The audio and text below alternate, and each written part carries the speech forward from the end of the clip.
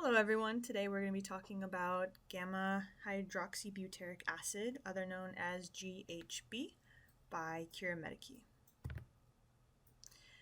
So there are many faces of GHB.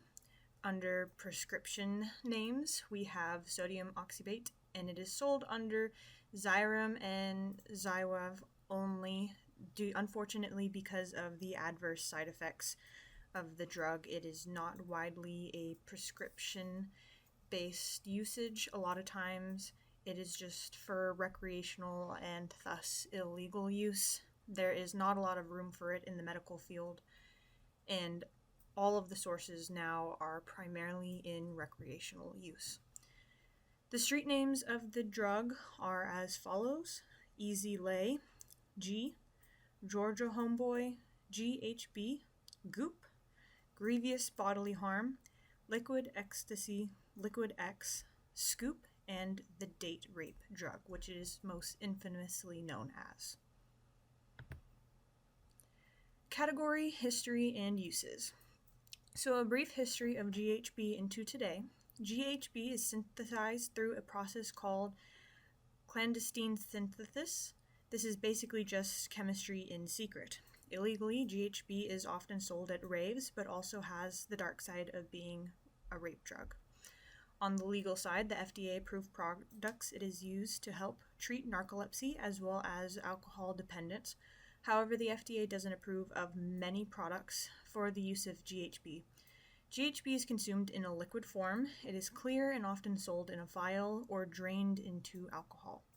Due to its Substance 1 classification, it is extremely difficult to get into FDA products.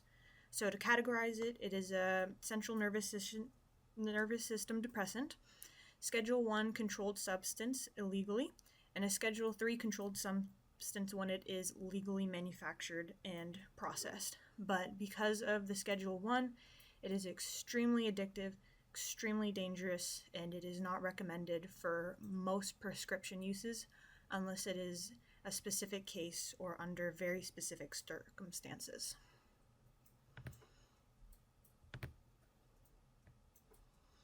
Effects on the brain, toxicity.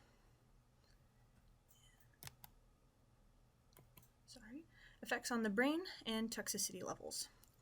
Toxicity. At high doses, users are at risk of respiratory disease, loss of consciousness, seizures, and death. There's a very narrow margin of safety with a large variety of adverse effects. One of them is glutamate release, which leads to overall neural inhibition as neurons become heavily overstimulated. Impaired memory causes anxiety and depression. Neurotoxicity can lead to neurodegenerative diseases. Also comes dopamine inhibition, which is reduced motivation and drive, motor and movement disorders if held for too long, and fatigue and lethargy.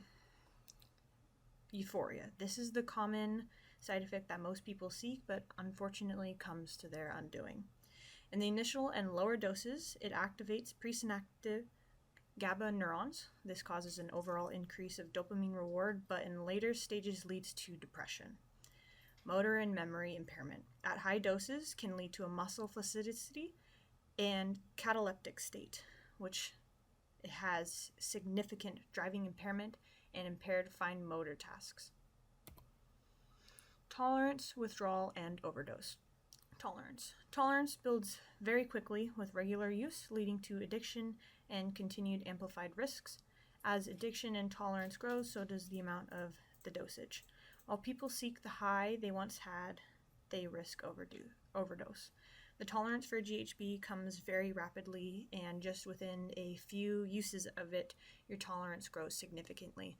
Unfortunately, that means on the streets, and when used recreationally, these dosages can come in a varying amounts that leads to a lot of damage for a lot of different people. Withdrawal. Withdrawal for GHB is one of the more intense drugs to become sober from. On the easier end, there's anxiety and hallucinations that are experienced, and on the more extreme end, there's delirium and seizures. As far as overdose goes, with the high toxicity levels and small margin of safety, overdose can often lead to death. The drug depresses the respiratory system, and when used for the date rape, it poses a plethora of risks for the victim. Causes of the drugs and trends of usage. $65 to $100 per ounce, $203 to $300 per gallon.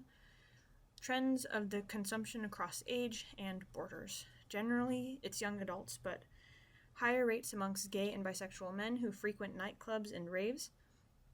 As far as age is concerned, the range is 18 to 25. The drug is rarely used outside of raves and parties. Even on a global scale, the trend stays the same. As far as age and environment, the demographic of men loving men stays the same as well. The scary part of GHB. With the effects already having effects on your respiratory system and depression of the central nervous system, the risks are enhanced when combined with alcohol.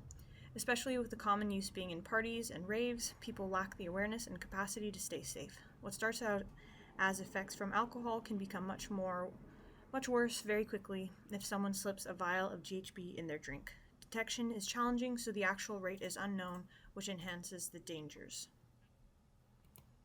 How do we prevent further abuse of GHB?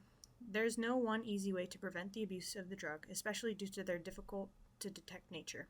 However, education and working towards keeping the drug away from young adults will be key in prevention of overdose and dependence in the future.